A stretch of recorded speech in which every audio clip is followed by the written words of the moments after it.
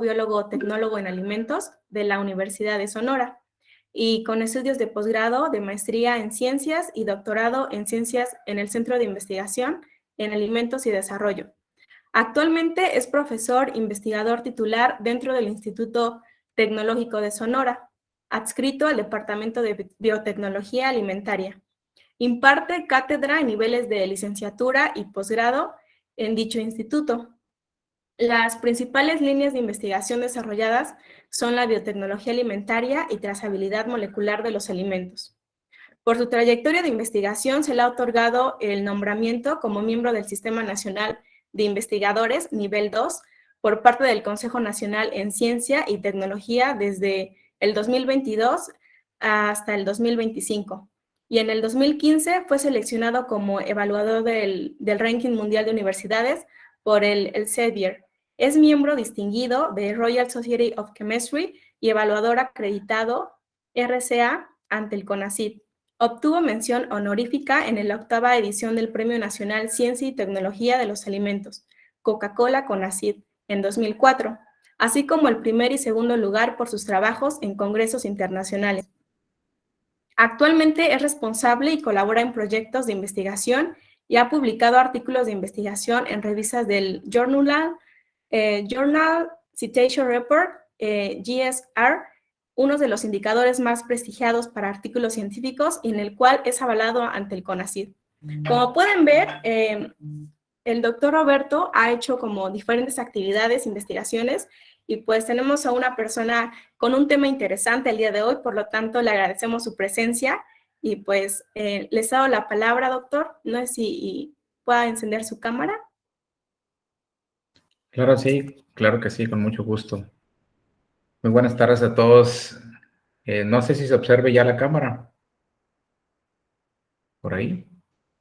Ok, creo que ya Sí, estoy ahí. ya lo vemos. Claro. Bueno, Pues gracias bienvenido. por la... Muchas gracias por estar el día de hoy con nosotros y, bueno, platicarnos sobre...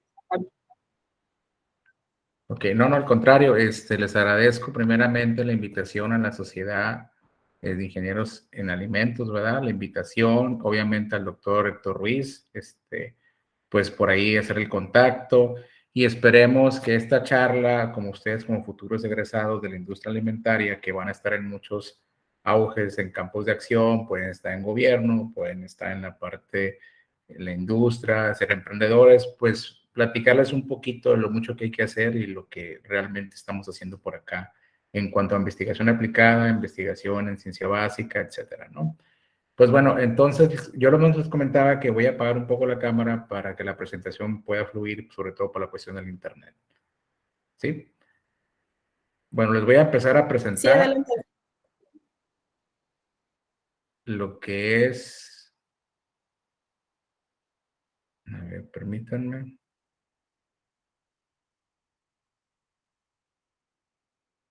Ok.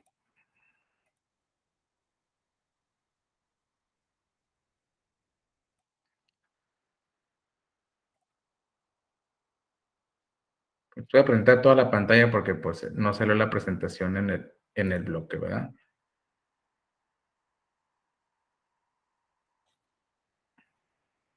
Ya se observa, perdón, si me pueden confirmar si se observa la presentación. Ya se ve, doctor. Sí, doctor, ya lo vemos. Gracias, muy amables.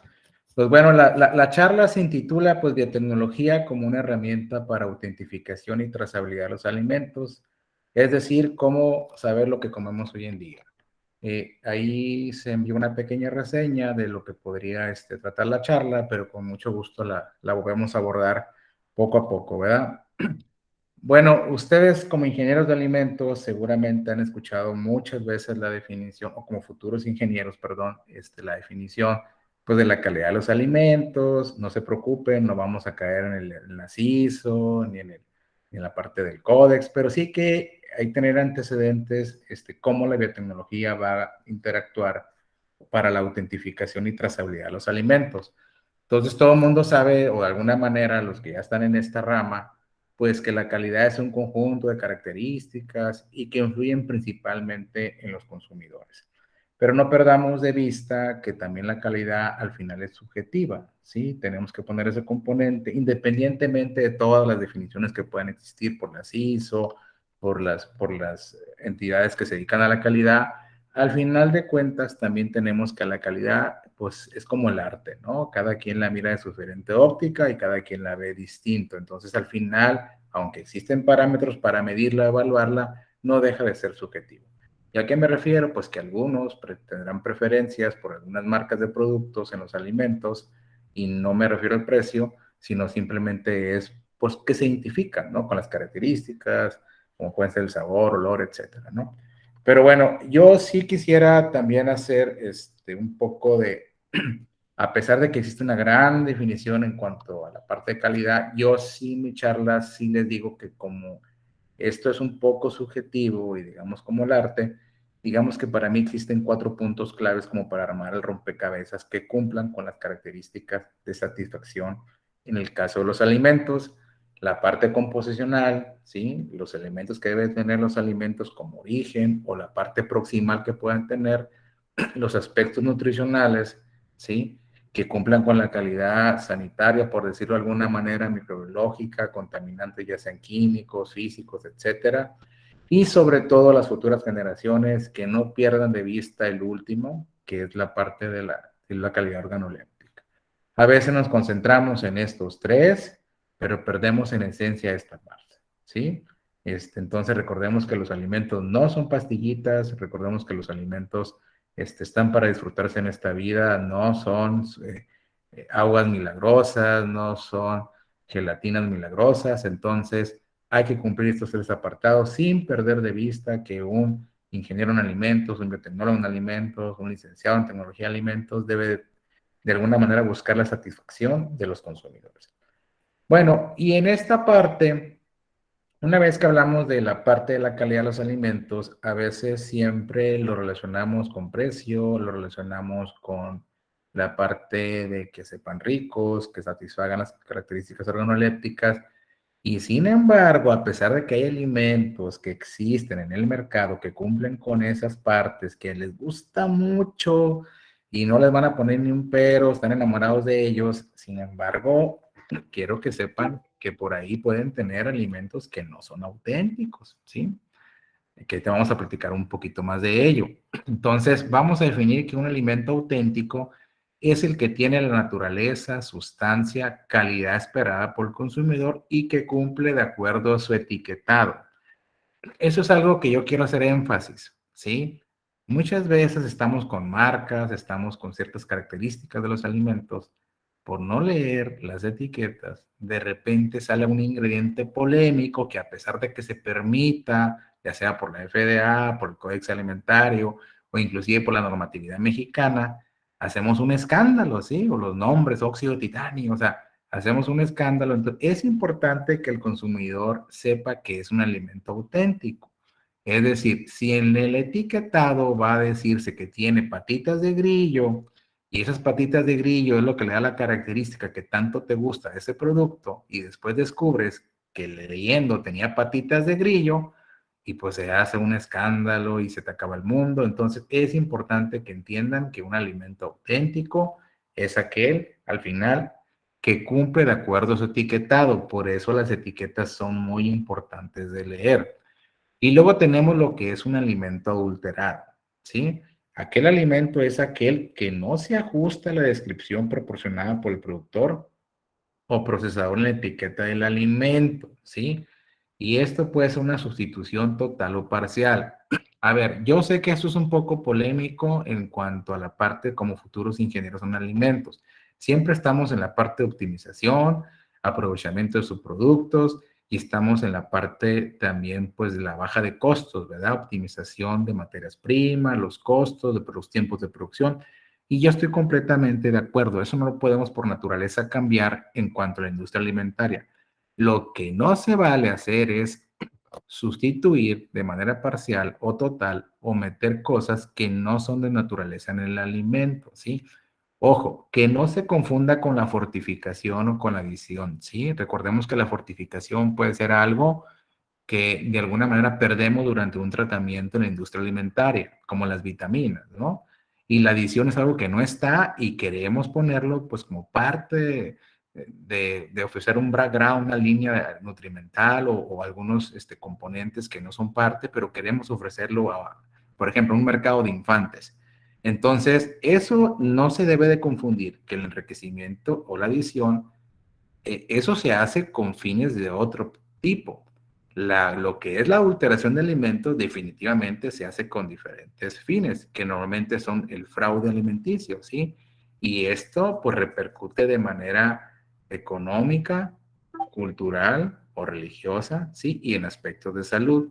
Es decir, si a mí me ponen un alimento que puede estar adulterado, no solo implica en el precio, una parte importante es eso, no me das lo que yo te solicito, no me das lo que yo te pago, ¿sí? Sin embargo, también puede haber cuestiones culturales como las religiones, donde hay cierto, no se come carne de cerdo, carne de res, ¿sí? O ahora las nuevas tendencias, la parte de los veganos, ¿verdad? O los vegetarianos estrictos, sí que exigen pues alimentos muy seleccionados o muy diferenciados en esa parte. Y entonces, y el otro aspecto es que a veces la industria pues no le mide, ¿no? Hay que decirlo con cautela y con respeto, no le mide por sustituyendo ingredientes más baratos o parciales. Y resulta que eso pues implica cuestiones de salud. Ustedes deberían haber escuchado en su carrera a lo mejor lo que es una intolerancia alimentaria, lo que es una alergia alimentaria y que eso puede tener consecuencias inclusive hasta la muerte, ¿sí? Entonces es importante que ustedes entiendan esa parte. Entonces, ¿cuáles son los principales aspectos de la autenticidad de alimentos que se están buscando? Pues que diferenciar alimentos naturales de artificiales, el origen de estos, la adición o sustitución de ingredientes, cómo se procesa. Recordemos que hay muchos, por ahí, alimentos que se diferencian por la forma de procesamiento, inclusive que se paga por la forma de procesamiento, el añejamiento, no se diga las bebidas alcohólicas, ¿sí? El contenido, el origen geográfico, el diferenciar entre orgánico y convencional. Igual en la serie de preguntas, si alguien tiene dudas en cuanto a natural, artificial, orgánico, convencional, con mucho gusto estamos para eso. Y luego, exactamente todo eso, pues es la famosa frase, ¿no? Que todo mundo conocemos. Al final, todo esto que estoy mencionando sigue siendo una problemática mundial, ¿sí? Y sigue siendo un reto para las agencias regulatorias. Es decir, la famosa frase que no nos den, pues, gato por liebre, ¿verdad? Entonces, a veces caemos tanto, sobre todo en la parte industrial, que creemos que las buenas prácticas y el HACCP nos pueden resolver toda la vida, ¿sí? En la cuestión de inocuidad cuando hablamos de seguridad alimentaria. Y recordemos que las buenas prácticas, el HACCP, inclusive la trazabilidad, pues son primos hermanos, ¿sí? No están para contrarrestarse, están para sumar. Al final, las tres van a ser herramientas de la seguridad alimentaria. Entonces tenemos que empezar precisamente, a lo mejor no es un término nuevo para muchos de ustedes y para otros sí, cuando están en el campo de alimentos, tenemos que empezar a definir qué es la trazabilidad alimentaria. Bueno, esta en términos generales, si bien existe una definición muy completa, muy idealista en el reglamento 178 del 2002, ¿sí? Al final el códex tiene otra. Tomé una definición un poquito más corta para fines, propósitos de introducirlos al tema, para aquellos que no lo sepan, y dice que es la capacidad de encontrar y seguir el rastro a través de todas las etapas de producción, transformación y distribución de un alimento. Entonces, ¿qué preguntas debería estar respondiendo la trazabilidad de manera general, básicas? Pues este tipo de preguntas, ¿no? Si algunos productos contienen, ¿qué contienen estas materias primas? Si contiene alergénicos, si contiene GMO, yo diría hoy en día, ¿cuándo sucedió algún evento, alguna crisis alimentaria, un problema por alimentos? ¿Dónde están esos productos que lo provocaron? ¿Quién fabricó ese producto? Si es de origen chino, mexicano, italiano, entre qué clientes se distribuyen los tales lotes, ¿sí?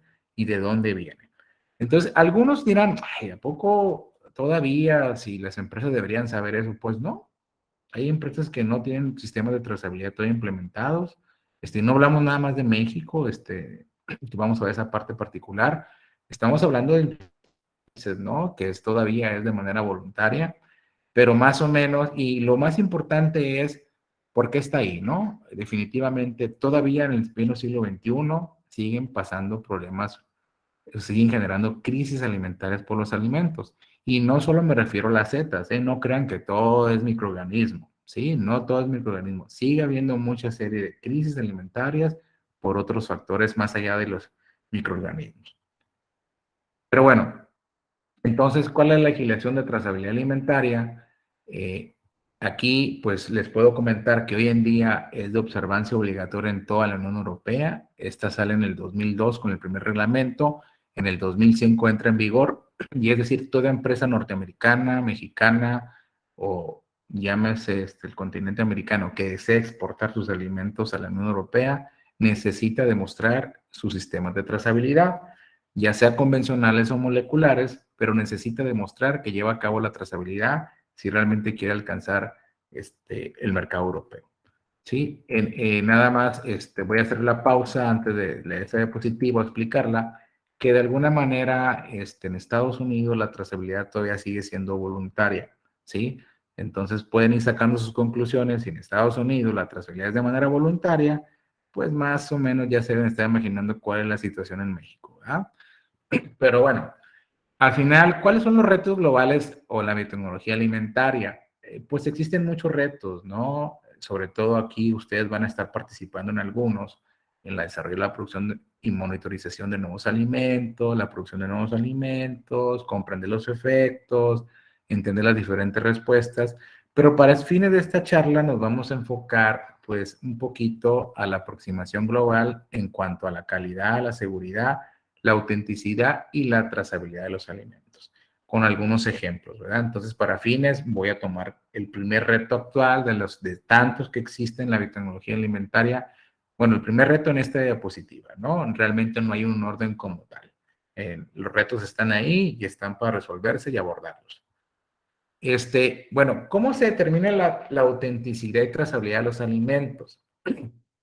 Si bien existe esta imagen muestra ahí dispositivos electrónicos convencionales, la mejor manera, eso sí lo quiero aclarar, la mejor manera práctica en la industria de alimentos se hace con métodos convencionales en cuanto a método de identificación, base de datos, software, chips, ¿sí? Nanotecnología. Eso es lo más, digamos, práctico, actual que se lleva hoy en día.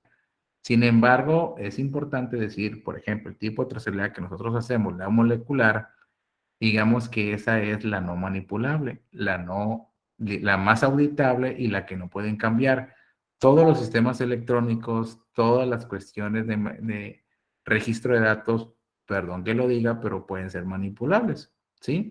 Entonces, lo único que no se puede cambiar, por ejemplo, nadie se puede cambiar la huella genética, nadie se puede cambiar su código de ADN de la noche a la mañana. O sea, estoy hablando de que en caso que algún tercero hiciera una prueba, un análisis, pues difícilmente podría hacerlo, ¿no? Entonces, sin embargo, este sistema, digamos, por decirlo así, si es el más práctico, es el más común, todavía algunos están en validación o pueden ser manipulables.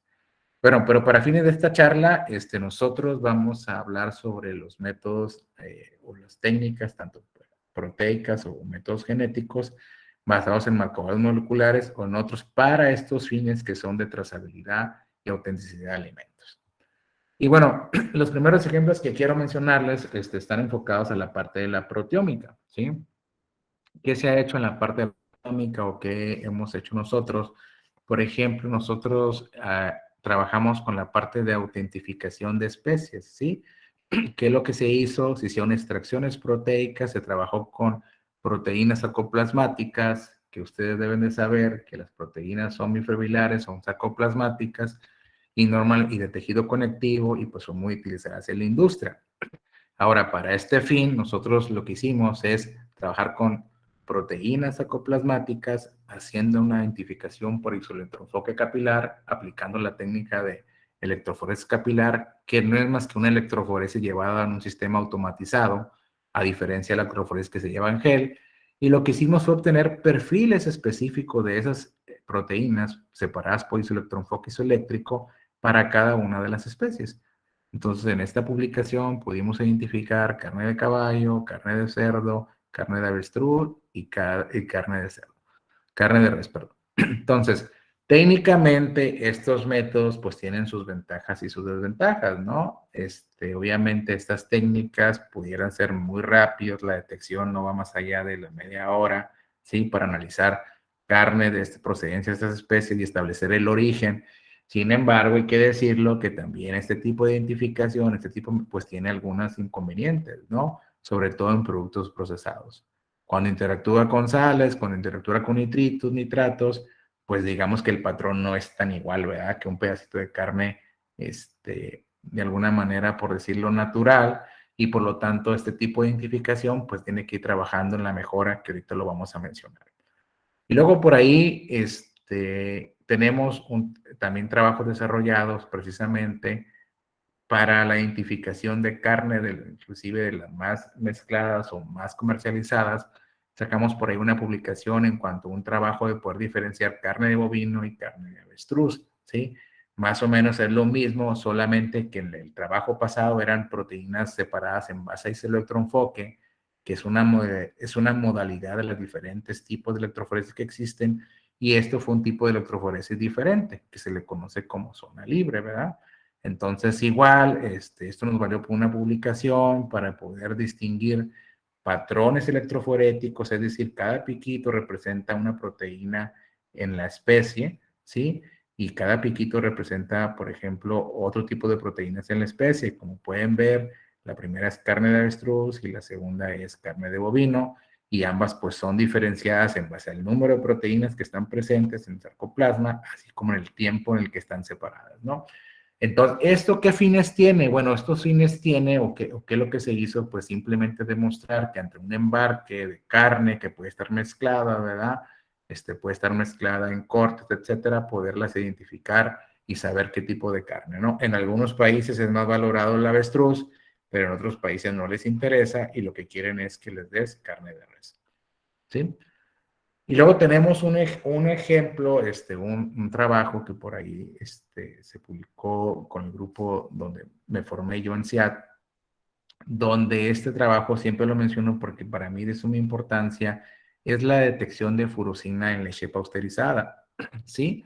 Este tipo de detección se utiliza sobre todo porque está altamente relacionado cuando la leche pues ha sido sometida a UHT o un alto tratamiento térmico. Entonces, este tipo de indicadores, esto que está aquí, por ejemplo, ¿sí?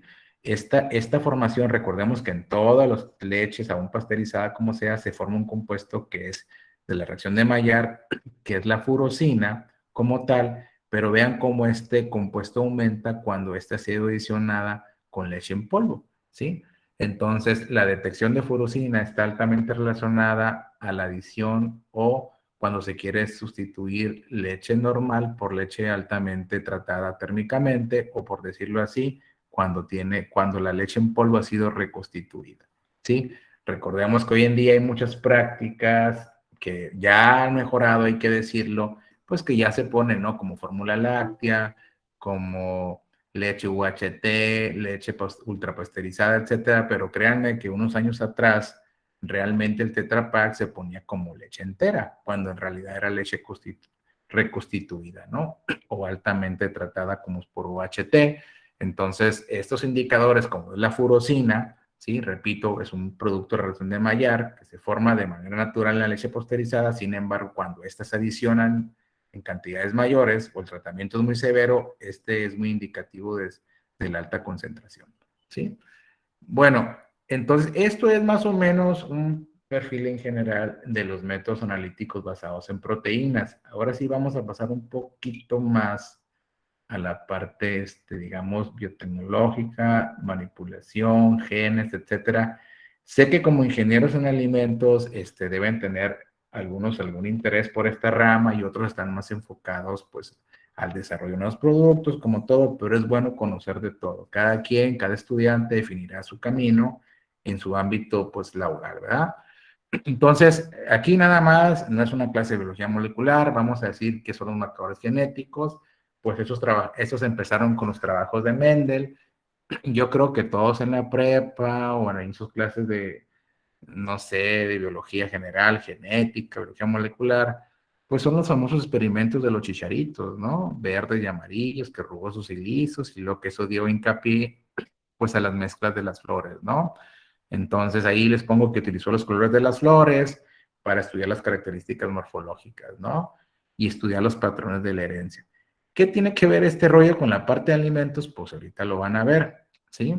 A través de sus marcadores moleculares, se supone que esto nos permite establecer diferencias, ¿sí? Los polimorfismos entre dos individuos diferentes, es decir, yo poder diferenciar entre dos diferentes individuos en base a su genotipo.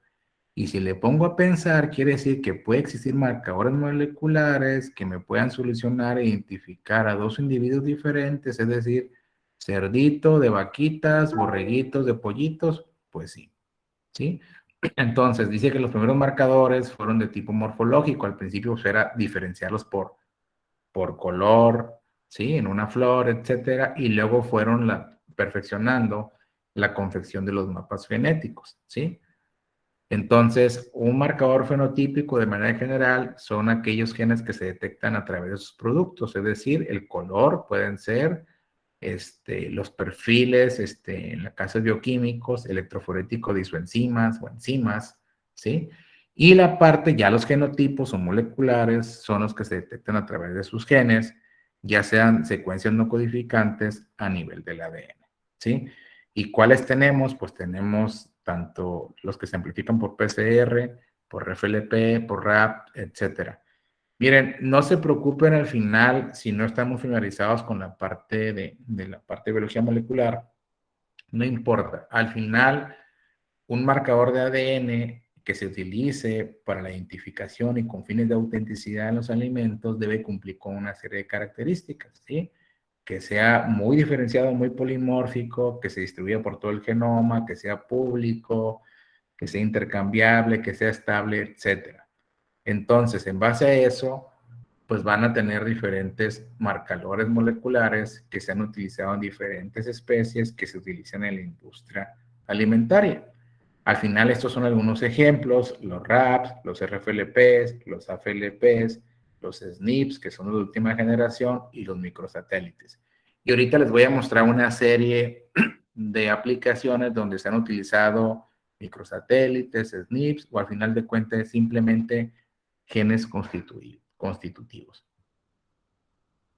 Bueno, ¿cómo se hace esta parte? En términos generales, como les digo, probablemente muchos ya estén formalizados y otros no. Al final lo que se hace es que se trabaja con una técnica que se conoce como la PCR.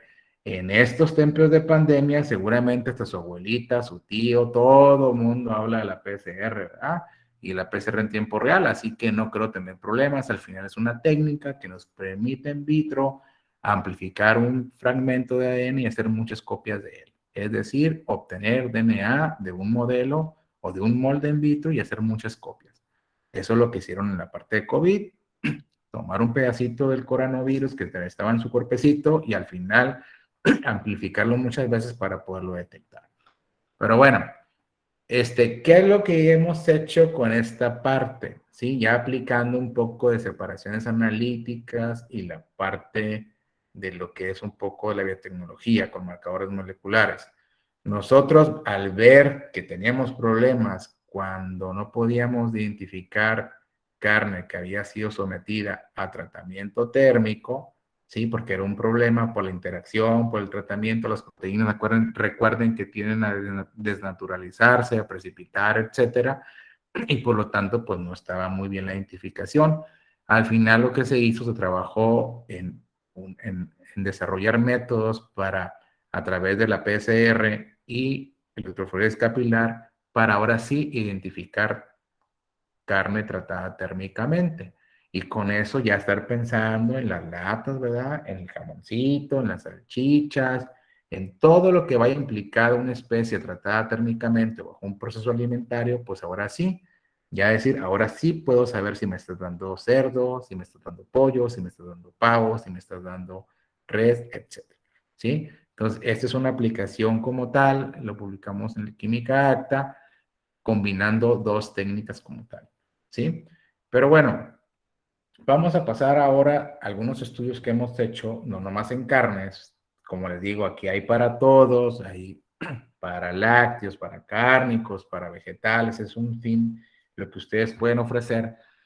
Y luego hicimos un trabajo de donde detectamos, perdón, la adulteración de quesos de cabra mediante el uso del gen de citocromo B por PCR en tiempo real. Alguien dirá, ah, caray, detección de quesos de cabra, que no en teoría todos los quesos que yo compro en esas tiendas de autoservicio, no quiero decir marcas ni nombres, ¿verdad? Todavía, ¿a poco no me dan queso de cabra? Ah, pero si mi mamá va a una tienda donde se paga por entrar, ¿y cómo no le van a dar quesos de cabra si está riquísimo? Fíjense bien y no quiero que pierdan de vista esta fecha, ¿sí? Octubre del 2017. Nosotros ya teníamos, pues así, basados con otros estudios, con la trazabilidad a nivel mundial, la autenticidad, sospechábamos de esta parte en México, ¿verdad? Que está a punto de salir un artículo, inclusive de eso, apenas hasta ahorita, por lo polémico que ha sido, donde dijimos, bueno, hagamos estudios y veamos cómo se encuentran nuestros quesos de cabra en el mercado. ¿Y por qué? Pues porque sabíamos que realmente hay poca disponibilidad de leche caprina, son pocos los que se producen, los que se dedican a la producción de caprinos, tiene un alto valor nutricional, hay una creciente demanda de queso de cabra, todo el mundo es gourmet, todo el mundo es la parte que le gusta, con un buen vinito, etcétera. Y pues estos factores sumaron que esto tuviera un alto valor de mercado. Y al tener un alto valor de mercado, pues, ¿qué creen? La industria, los productores, pues se hace muy tentador, ¿verdad? Para adulterarlo. Entonces, al final, lo que hicimos, amplificamos gen del citocromo B, que está más o menos relacionados con la herencia, ustedes con su mamá, en las mitocondrias, ¿sí? Entonces, al final, lo que hicimos es que empezamos a analizar muestras comerciales de cabra buscando la presencia, pues, de genes de bovino, donde no deberían estar presentes. Utilizamos PCR convencional, utilizamos PCR en tiempo real, y al final nos dimos cuenta que había adulteración con especies de bovino en las muestras comerciales.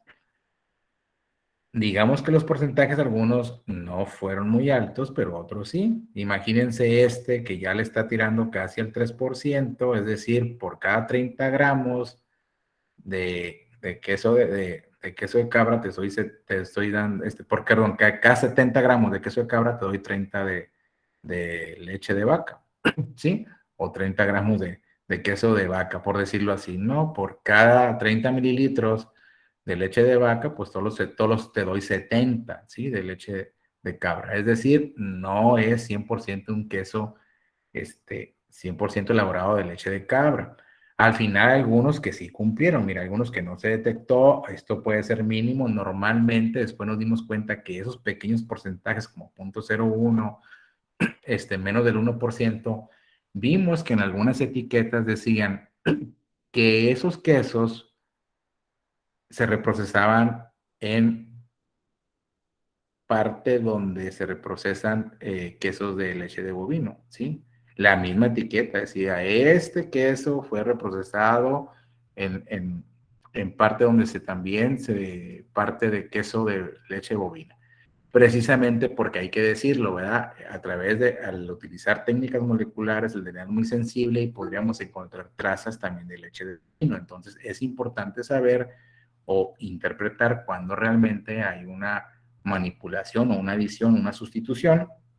Cuando hablamos más del 1%, pues sí, ¿no? Definitivamente estás adicionando leche de bovino, que es más barata que la de cabra y por lo tanto obtienes más rendimiento, o por lo menos te quitas el problema de adicionar completamente leche de cabra. Entonces, al final, si hay productores que no presentan ni trazas, tienen buenos procesos de calidad, hay unos que tienen trazas, por decirlo así, y hay unos que sí están alterando sus productos. Entonces, ¿por qué les pregunté de la fecha, no? Si ustedes recordarán, dijimos 2017, y acuérdense que hace poquito, en el 2020, salió un escándalo, ¿verdad? Para varias marcas, ya se los veníamos diciendo la gente que nos dedicamos a la trazabilidad, autenticidad de alimentos, ya lo veníamos diciendo, y vean las marcas, esto ya lo puedo poner porque ya está en la Profeco, ya fue en los principales diarios Millennium, sí, Universal, como quieran llamarle, Y realmente, pues ahí está Kraft, ahí está Lala, Caperucita, Nochebuena. Ahora sí lo puedo decir, ¿verdad? Antes no lo podía decir hasta que la Procuraduría lo dijera, de alguna manera. Entonces, pues para que vean que las grandes industrias, las marcas que nuestra preferencia, que están buenos, todo el mundo hemos comido Filadelfia, pues estaban de alguna manera también aventando este tipo de prácticas, ¿no? Lo que es la adulteración o lo que es una mala interpretación, un mal etiquetado que conlleva pues a un engaño al consumidor. Entonces, este escándalo apenas hizo en el 2020, no tenemos más que 2 años, sí, menos de 2 años. Entonces, al final de cuentas, nosotros veníamos trabajando y más o menos del 2017, ¿no? Pero bueno, aquí hay algunos estudios, en general, no somos los únicos, hay que decirlo, desde la República Checa, Brasil, Italia, Turquía, también han trabajado con la parte de quesos de cabra del 2017, 2014, etcétera. Algunas adulteraciones se han reportado por diferentes métodos y no solo con la adición de otra especie de leche, o perdón, con la leche adicionando de otra especie, sino que también con algunos sustituyentes, como puede ser la soya, que de seguro ya se deben estar imaginando para dónde voy. Y bueno, también hemos trabajado en la parte de revisión con algunos estudios donde se ha habido la trazabilidad y la autentificación, pues precisamente de productos procesados y sobre todo en la parte de lo que es el atún, ¿sí? Resulta que en algunos países el atún se adultera con otros tipos de especies de atún, porque normalmente el atún azul es un poco más caro que el amarillo y lo sustituyen por barrilete o por bonito por otras especies de atún. Por eso ustedes pueden ver tuna lunga, albacares, obesos, es decir, existen diferentes especies de atún, cada uno tiene su secuencia genómica, por decirlo así, sus fragmentos de DNA, cada uno es diferente, ustedes se darán cuenta que algunos pueden compartir ciertos fragmentos y otros son diferentes, y pues técnicamente sustituir una especie de mayor valor por una de menor valor, pues implica en lo que es un fraude alimentario, ¿no? Y entonces nosotros más o menos también en el 2015 empezamos un estudio donde detectamos la soya de atún enlatado mediante el análisis de productos de PCR por electroforesis capilar.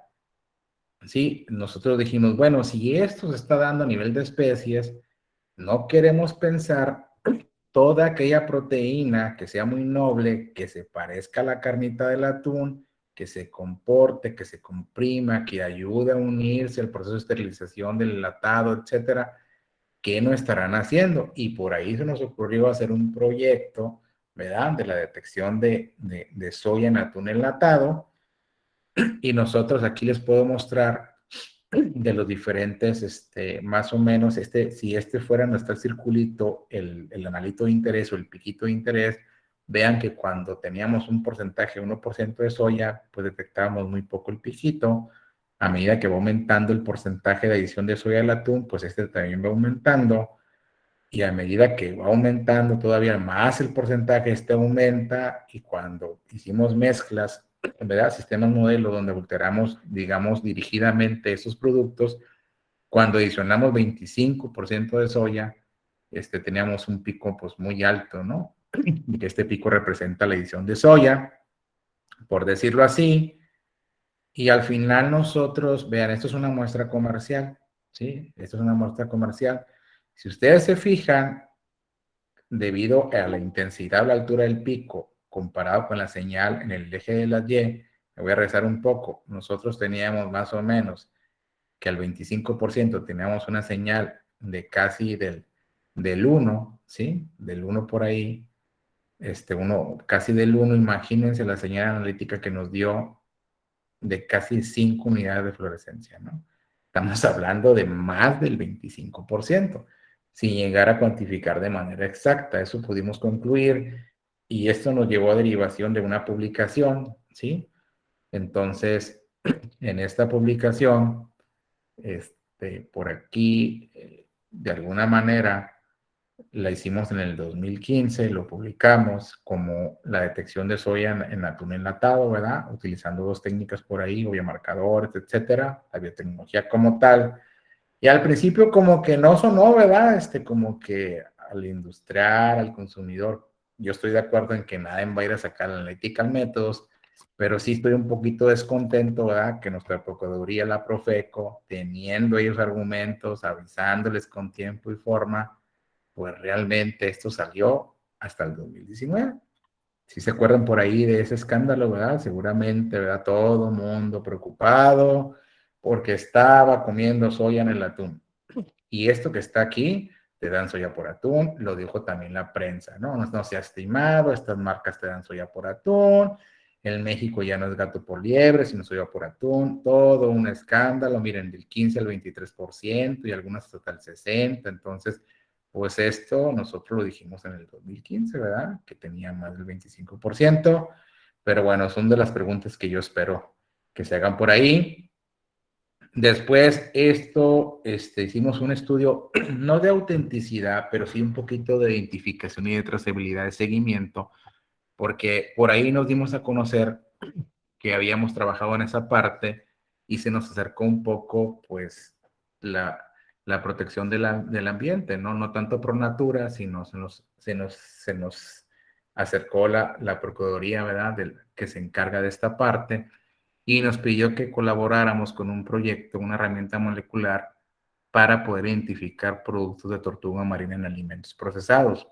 Aunque no lo quieran creer y es un poco polémico, pues existen restaurantes, existen cadenas, por ahí, no quiero decir mucho, pero donde todavía se comercializan los huevos, ¿sí? El aceite y la carne de tortuga, que es la famosa caguama, ¿sí? Es un platillo que se vende en forma de sopa, ¿sí? Y técnicamente estaba impactando a las 7 especies que llegan aquí a México. Entonces, pues ahora sí que la Profepa nos pidió de favor que colaboráramos con ellos para establecerles un método, ¿verdad? Que pudiéramos identificar tortuga en productos procesados, porque técnicamente ellos no podían, ¿verdad? Estaban desarmados jurídicamente. Si alguien dice, no, es conejo, es pollo, hazle como quieras, es manta, es pescado manta, ¿cómo le vas a hacer? Entonces no tenían las herramientas. Hoy en día, pues digamos, ya hay una colaboración que si el día de mañana la Profepa quiere hacer un monitoreo, quiere hacer, por decirlo así, una redada alimentaria, ¿verdad? Ya tienen herramientas para poder comprobar que tienen tortuga marina en sus platillos. Bueno, al final, como la justificación de trabajo, pues se consume en México el aceite, el huevo, como lo mencioné, es una comercialización ilícita, causa el 45% de mortalidad, se debe al consumo humano, y al final, ahí había ausencia de métodos para esta parte, ¿no? Entonces, trazar técnicamente era trazar molecularmente, llevar las estadísticas si se estaban identificando productos o no, ¿no? Saber si eran el origen, tortugas marinas, acuáticas o eran terrestres, ¿no? Y ahí están más o menos los resultados, ¿no? Al final también identificamos tortugas acuáticas para poder diferenciarlas, que no si eran falsos positivos, simplemente las marinas.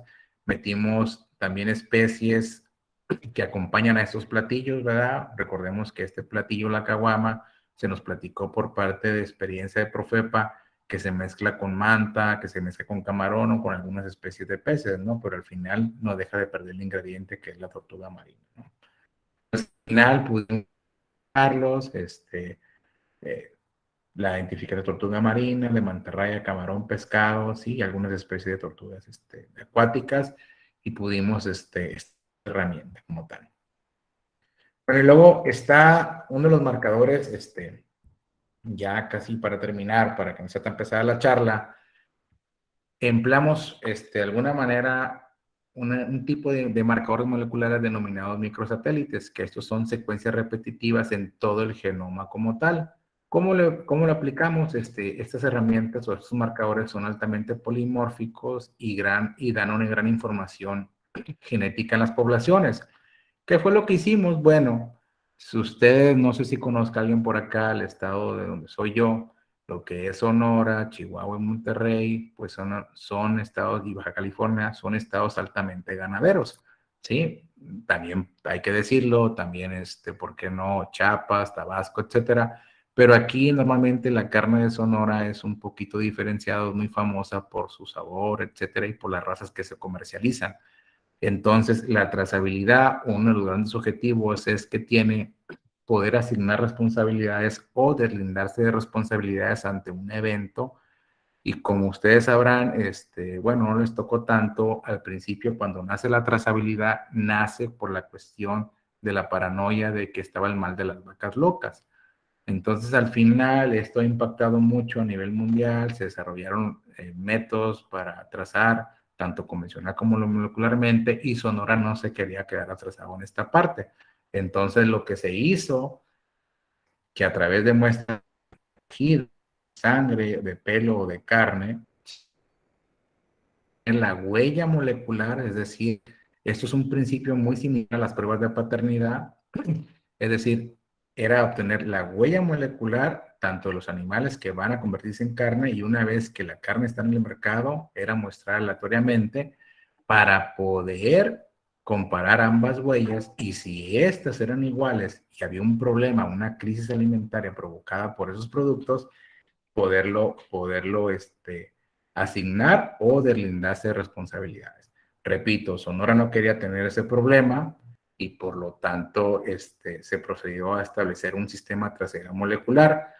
Más o menos funciona así. Por ejemplo, nosotros analizamos 78 animales, desde pelo, sangre, pedacito de biopsia con una pistola especial sin sacrificio del animal, y después tomar muestras comerciales una vez en los puntos de venta y poder identificarlas y saber si es la misma, es el mismo individuo.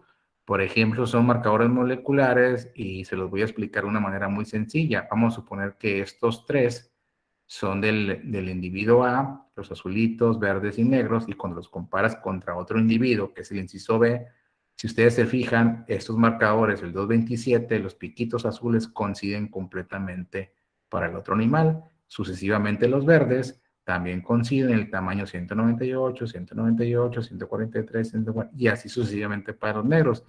Entonces podría decir que si hubiera un problema por la carne de Sonora en el extranjero a nivel nacional y nosotros analizamos su huella y el inciso A, el individuo A coincide con el inciso B, con el individuo B, digamos que fuimos lo de la bronca, fuimos nosotros.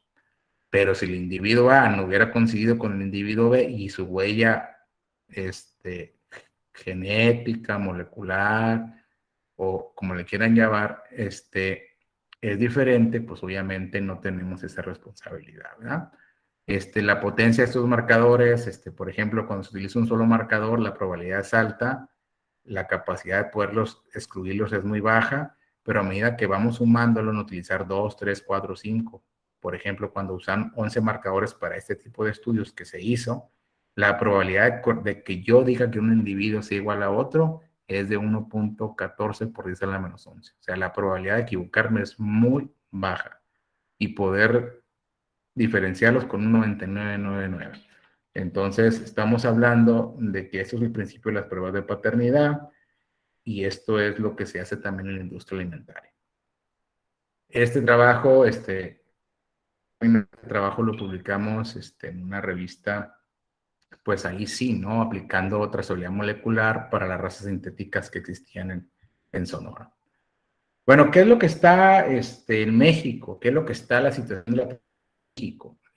¿Cómo andamos? A ver, ¿para qué tanto artículo para acá? Pero ¿cómo está nuestro país? A ver, es como el CASA, es como la parte de las buenas prácticas.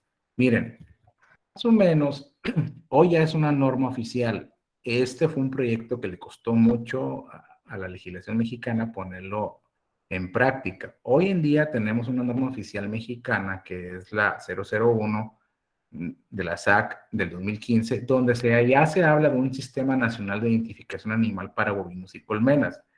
Ustedes deben de tener una clase de normatividad por ahí, yo seguramente, donde saben que si es no, pues es de observancia obligatoria. Entonces, dice, la presente norma oficial entrará en vigor al día siguiente de su publicación.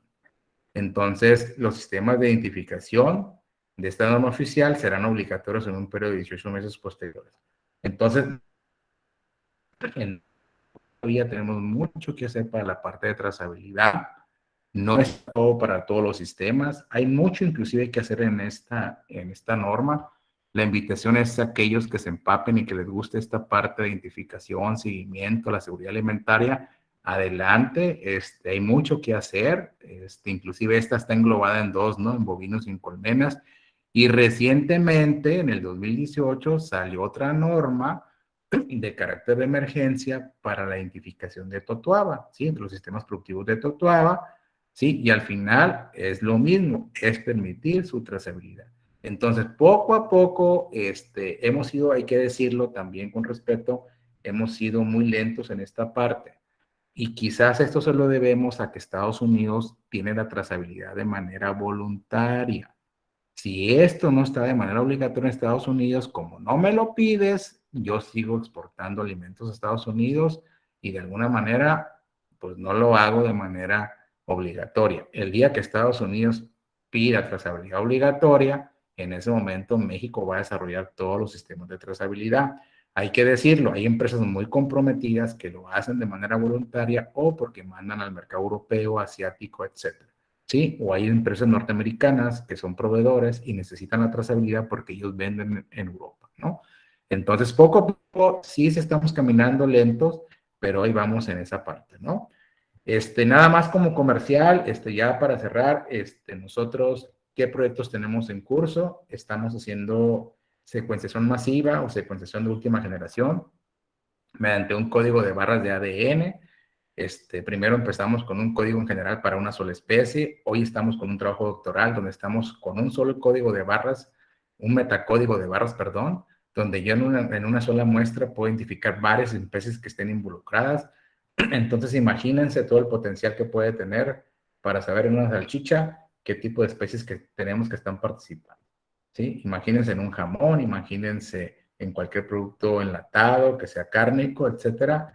Entonces, ahí sí vamos a poder decir, inclusive, si tiene DNA de humano, ¿no? Entonces, estamos trabajando en un proyecto metacódigo de barras, estamos autentificando productos cárnicos, precisamente. Repito, todavía es muy compleja para productos procesados, curados. Estamos trabajando en este metacódigo de barras para hacer secuenciación masiva.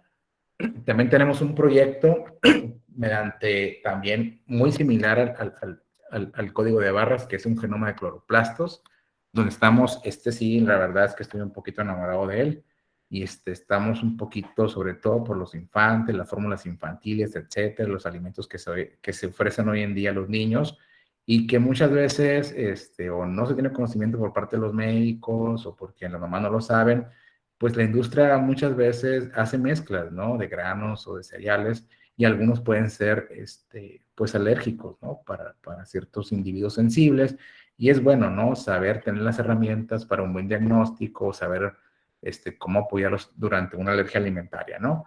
Entonces, estamos haciendo un código de barras, por decirlo así, basados en los genes de cloropastro, MAC y RBCL, para trigo, soya, nuez, sésamo, almendras, cebada, etcétera.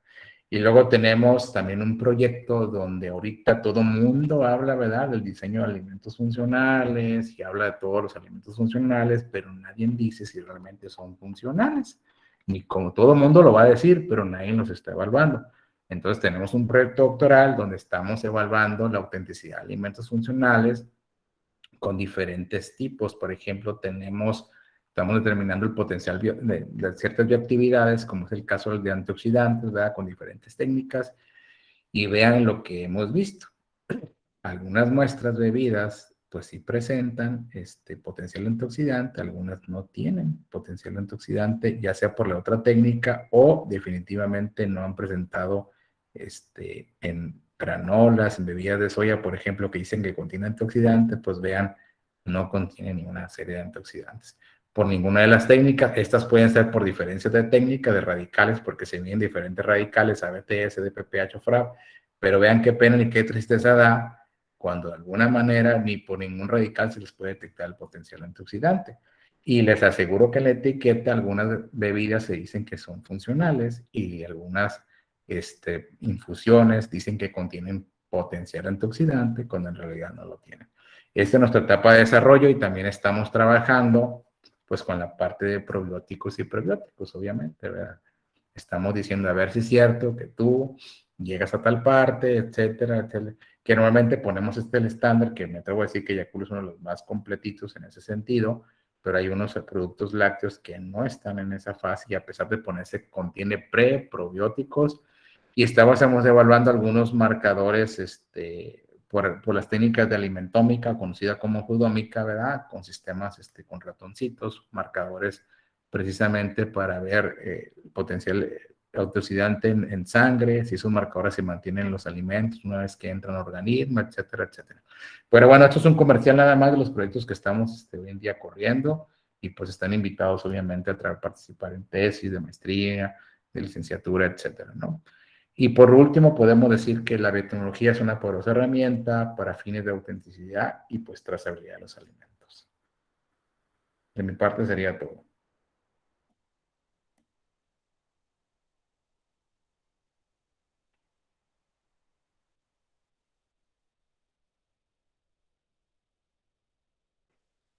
Muchas gracias, doctor.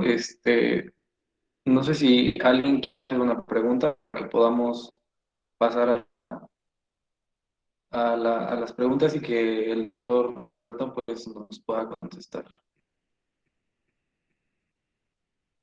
Pueden escribirlas en el chat y ya yo las voy leyendo.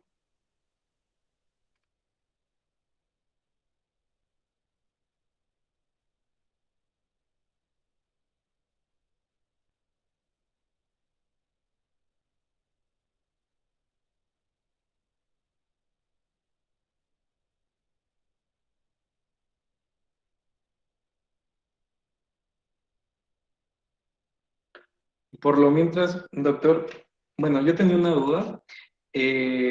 Justamente hace rato comí atún, entonces tenía aquí como el, el envase, bueno, esta y esta cosa. Y me preguntaba que si tiene que ver de alguna manera como el método de empaque en que esté adulterado el atún o no. Porque, por ejemplo, yo encontré que en los enlatados muchos tienen que, no sé, 18% de soya o un tanto por ciento, ¿no? Mientras que en los pouch no marca como tal que tiene un contenido de soya.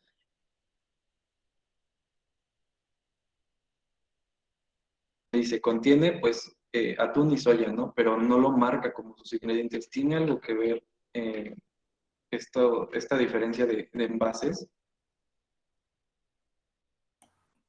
Gracias por tu pregunta, muy interesante y es una pregunta medio polémica en el sentido, mira, voy a ser práctico.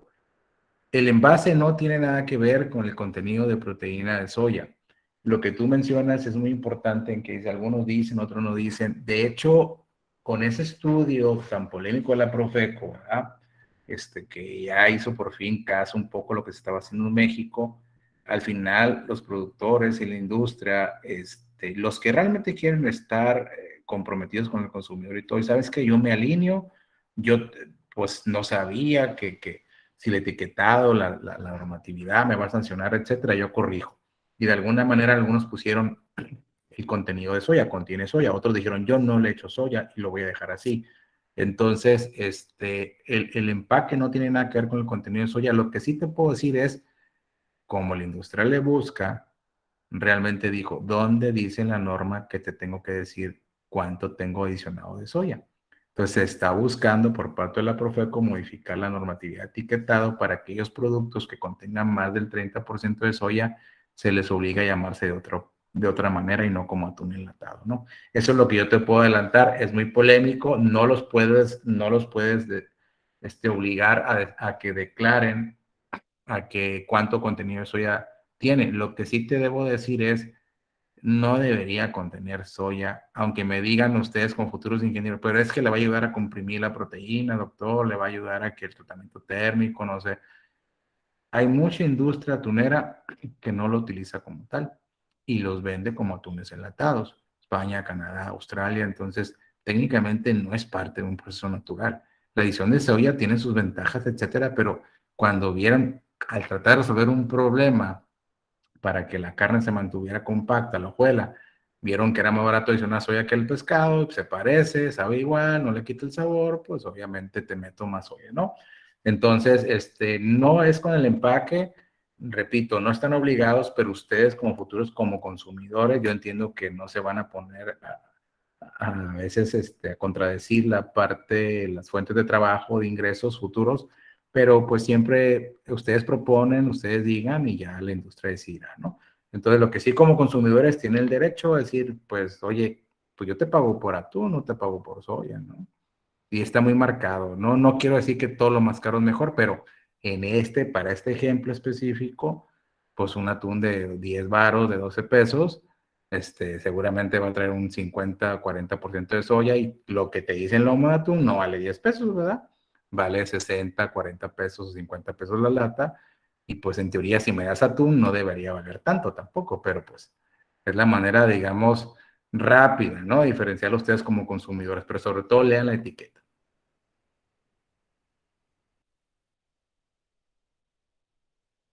Gracias por su respuesta, Doc. Eh, el doctor Héctor Ruiz nos pregunta, ¿han hecho algún trabajo de trazabilidad de café? Como trazabilidad, no, Héctor, tuvimos la experiencia de trabajar, lo voy a decir así, ahora después es marca, no sé si llegan hasta allá a Puebla, antes era Punta del Cielo, asociado acá es Café Combate, y ahora son los famosos café, no, aquí en Sonora pues son muy famosos, no sé realmente si están hasta allá, ¿no? Sobre todo por las cadenas comerciales de los Oxxo. Pero no como tal, pero sí identificamos, tuvimos un proyecto, nos estuvimos identificando la adición de glucosa, porque el café se le echa garbanzo, etcétera. La relación glucosa, fructosa, maltodextrina también. Y pues cuando estábamos detectando con otros tipos de marcas, pues dejaron de mandar muestras cuando no pudimos detectar la maltodextrina, ¿no? Dejaron de mandar muestras, mientras le detectábamos, pues mandaban, pero en sí como trazabilidad como tal del café, no. No hemos tenido un acercamiento con esa parte, pero hay muchos proyectos de trazabilidad del café, ¿no? A nivel internacional.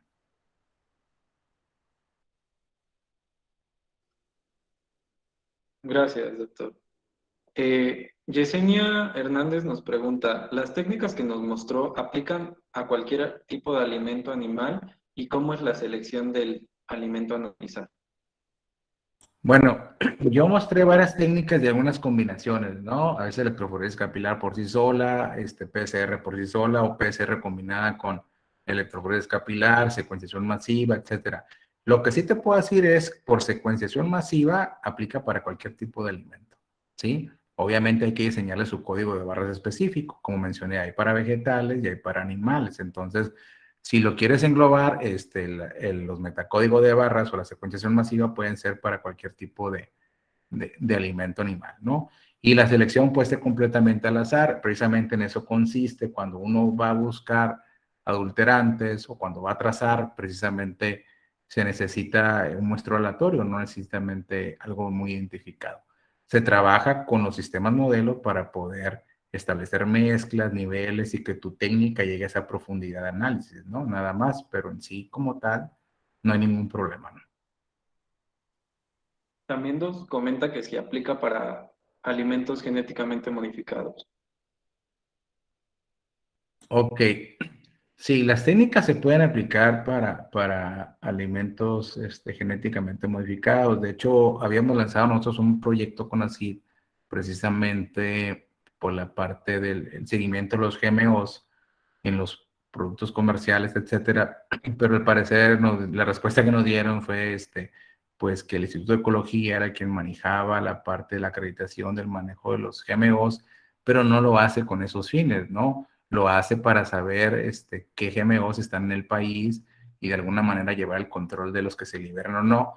Entonces, en esa parte, estas técnicas perfectamente te pueden identificar alimentos genéticamente modificados sin ningún problema, ¿no? Que de hecho es una de las cosas que hoy en día están un poco polémicos en la parte de autentificación y trazabilidad de estos. Si ustedes se darán cuenta, no existe alimento hoy en día que declare que tenga GMOs, ¿sí? Cuando realmente en otros países sí se hace. Como en la Unión Europea, arriba del 1% lo tienes que declarar.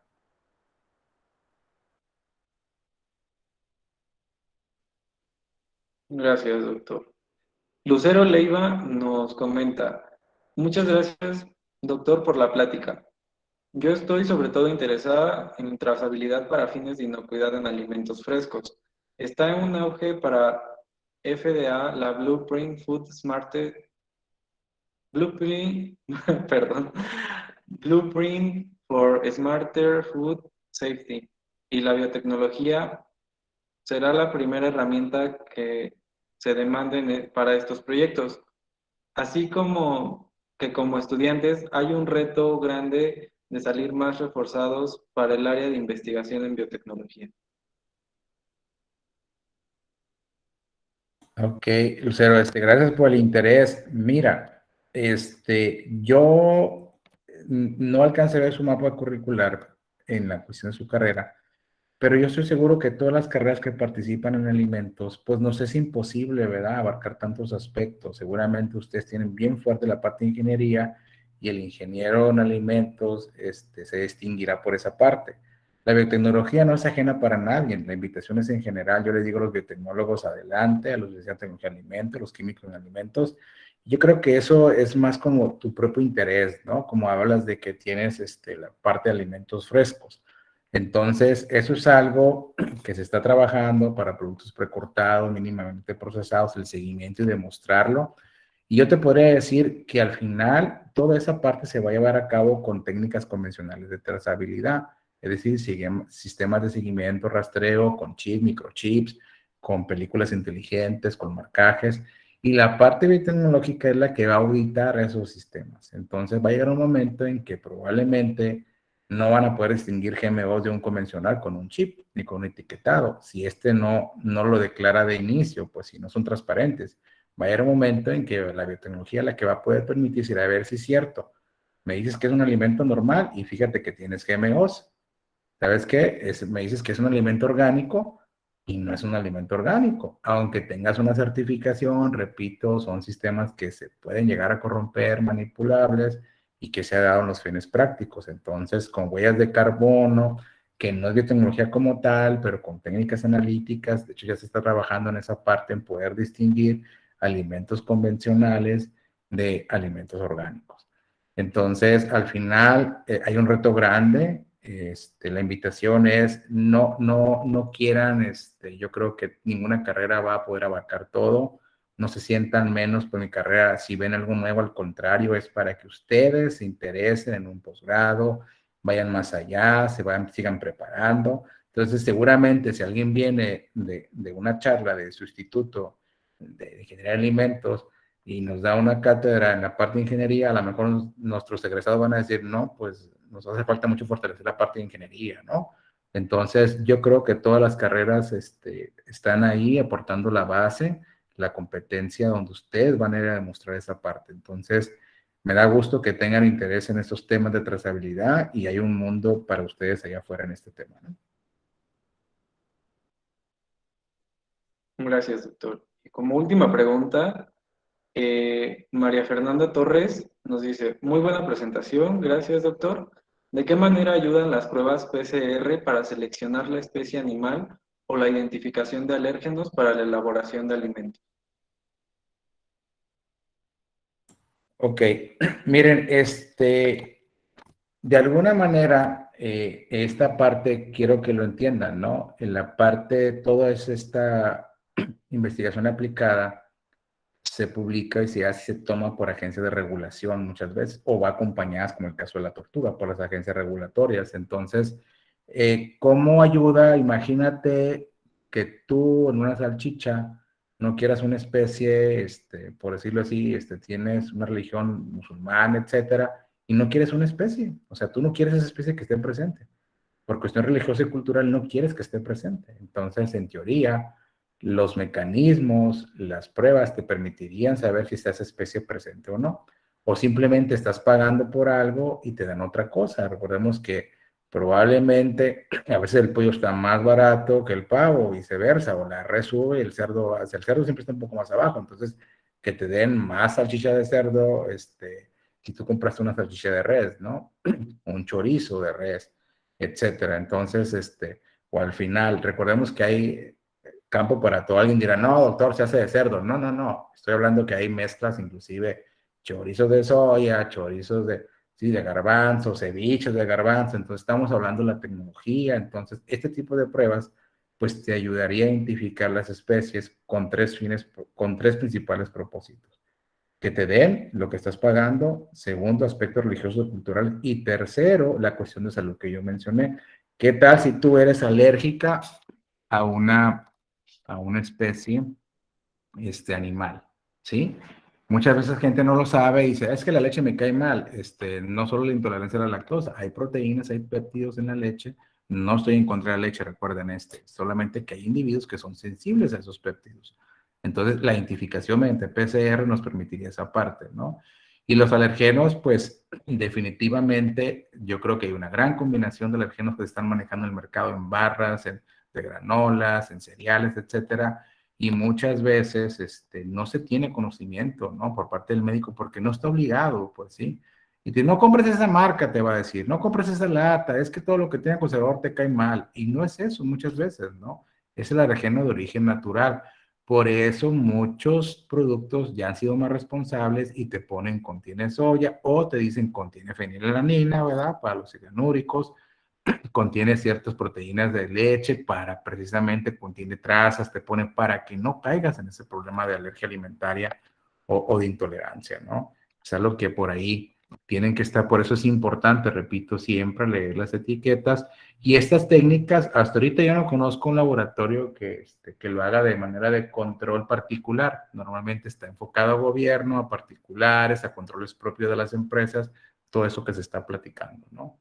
Entonces, hay mucho por la parte esa de la exigencia del consumidor y por eso sí hincapié, ¿no? No es que a veces estoy molesto un poco porque nuestra Procuraduría, la Profeco, debería estar al día con esto y se los demostré con evidencia, ¿no? Con publicaciones. Vean qué tan lejos estamos, pues estudio de 2017 y sale el circo en el 2020, 3 años después. Sale el relato en el 2015 y sale en el 2020, o sea, para que vean realmente pues necesitamos mucho trabajo en esta parte, impulsar, exigir para que nuestras autoridades, nuestras procuradurías pues trabajen en esa COFEPRIS, Profeco, estén al día con esta parte. ¿Sí?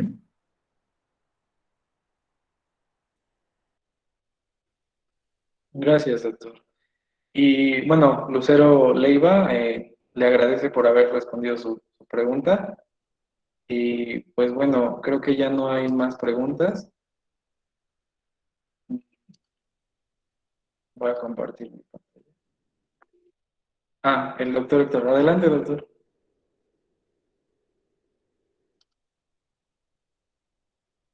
Nada más un comentario rápido. Roberto, muchísimas gracias por tu presentación, pero si nos pudieras indicar un correo electrónico con el que pudieran ponerse en contacto los alumnos contigo por si están interesados en lo que comentabas, estudios de posgrado, cuáles son los programas de posgrado que ofrecen en el ITSO, si nos lo pudieras o se los pudieras comentar a los chicos. Sí, claro que sí, desde luego, doctor. Con gusto. Yo me refería a que tenemos programas de maestría en recursos naturales, doctorado en biotecnología. También yo soy muy fan de aceptar estudiantes de prácticas profesionales, veranos de la ciencia, cuando había, ¿verdad? Con mucho respeto lo de cuando había apoyos para los veranos de la ciencia. Pero igual, si las convocatorias están ahí, está la puerta abierta. Les pongo, tengo dos correos, miren, si ustedes me buscan por ahí, llegan, hay uno que es, ese se satura muy, les voy a poner el correo donde estoy teclando en este momento, donde ese sí es, digamos, para atender a los estudiantes, ¿verdad? Tanto institucionales, entonces,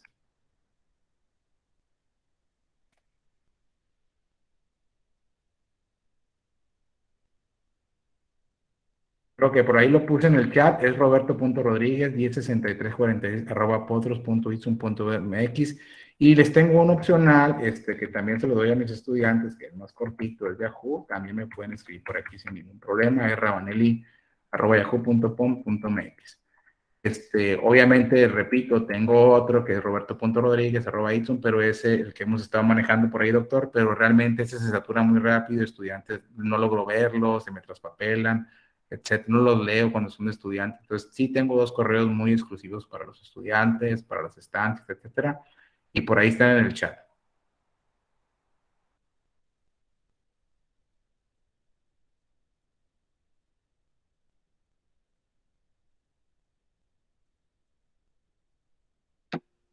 Muchísimas gracias, doctor.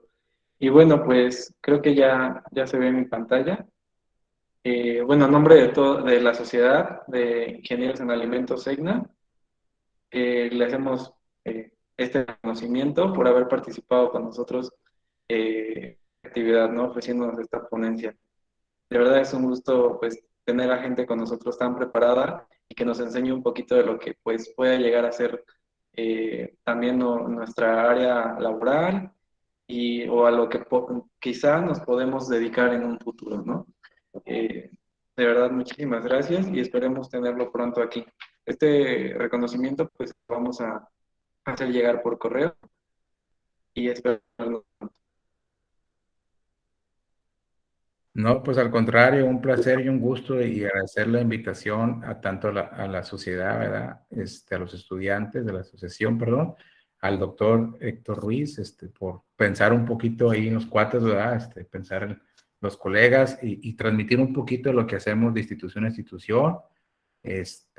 Y repito, ¿no? Ha sido un placer y espero que les haya quedado un poquito, no se desesperen por algunos temas, seguramente todos tenemos que seguir aprendiendo.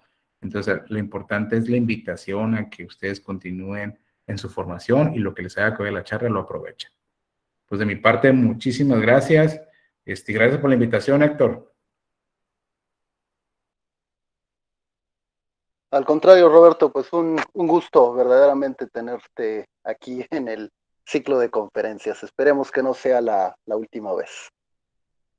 No, ojalá que no. Estamos a la orden y después ya te contacto ahí para cualquier cosa. Perfecto, muchísimas gracias. Hasta luego. Gracias a todos. Gracias, hasta luego.